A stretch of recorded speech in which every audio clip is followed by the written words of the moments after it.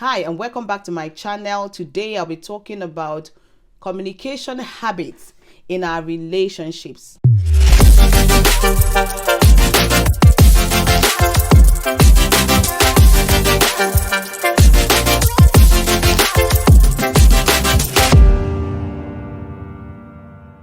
So, small relationship communication habits can snowball into a severe matters.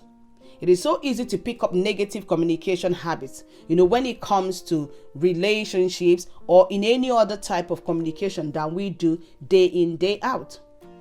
Who can say that they have never, been mad at their partners and raised their voice? Nobody can say that. Or behaved unfairly towards their partner, or even refused to engage in a conversation at all. We all have been there.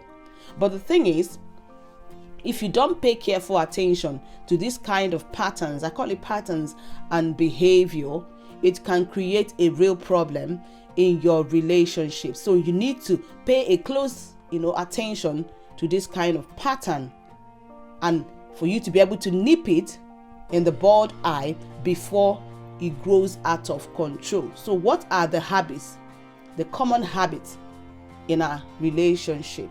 Number one, freezing out your partner. Freezing out your partner. Sometimes we freeze out our partner for weeks, for months, without talking to them. Our partner comes along and notices that we might not be in a happy mood and asks us what is wrong. How do you respond? Do you respond by saying nothing or pretending that you haven't even heard your partner say a word? Or even worse, by unconsciously you blank your partner out, you freeze them out entirely.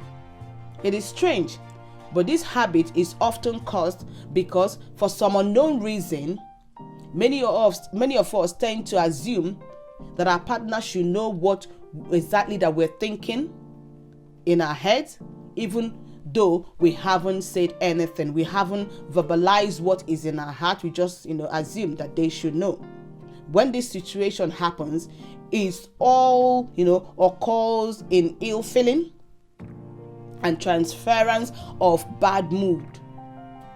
This moves into our partner, which is only going to result in a miserable day entirely. So we freeze out our partner. This common habit is very common, but we need to nip it before it becomes a bigger problem in our relationship. Number two, failing to take responsibility. When you are frustrated with your partner, it can be tempting, to act, or even think that everything is their fault. It's very easy when you're frustrated. The blame game comes in. You begin to blame one another. In a frustrating, state, we don't always like to acknowledge that every disagreement we have might have two sides to it. That doesn't, happen. And if we are feeling frustrated, it can be difficult to acknowledge that there may be alternative things that we could do to make things easier and avoid frustrating and communication habits. So we begin to go into blame game. You know that you are much likely to be able to resolve problems in your relationship if you take responsibility for your own part in that situation, so that your partner will take part. Don't just dump it and say it's your fault, it's your fault, it's your fault. So you need to take responsibility for your own part, so that we'll be able to resolve those or that issue. Stop blaming one another, and try explaining to your partner so that it will make things easier. Number three, not controlling your emotions. We all have been guilty of losing our temper from time to time. We are all guilty of that. Instead of calmly discussing matters with our partner, sometimes the communication habit is enhanced because we might be afraid of consequences if we disagree with our partner or something important. But aggressive language and shouting won't help your partner to understand you any better. In fact, it will probably be the opposite, where they start to think you are dramatic, over the top, and disrespectful. So control your emotion.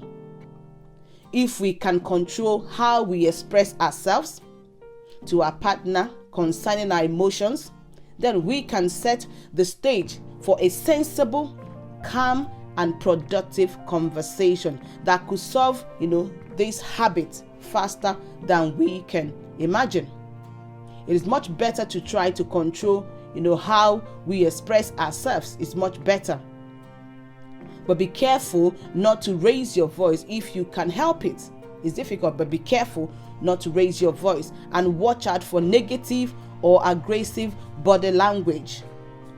Things tend to go a lot better if both parties feel, they are being listened to, not attacked.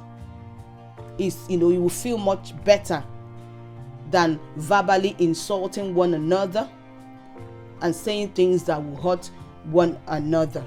So it's good and it's advisable for you to calmly, discuss that issue and be able to resolve it. So these I call it common habits, are very common, but they're very dangerous. And if we don't get rid of them, they will destroy our relationship. Thanks for watching, and if you like this video, please like, share, and subscribe. Also, don't forget to hit the notification bell so you'll be the first to get any new video that I upload. And I will see you in my next video.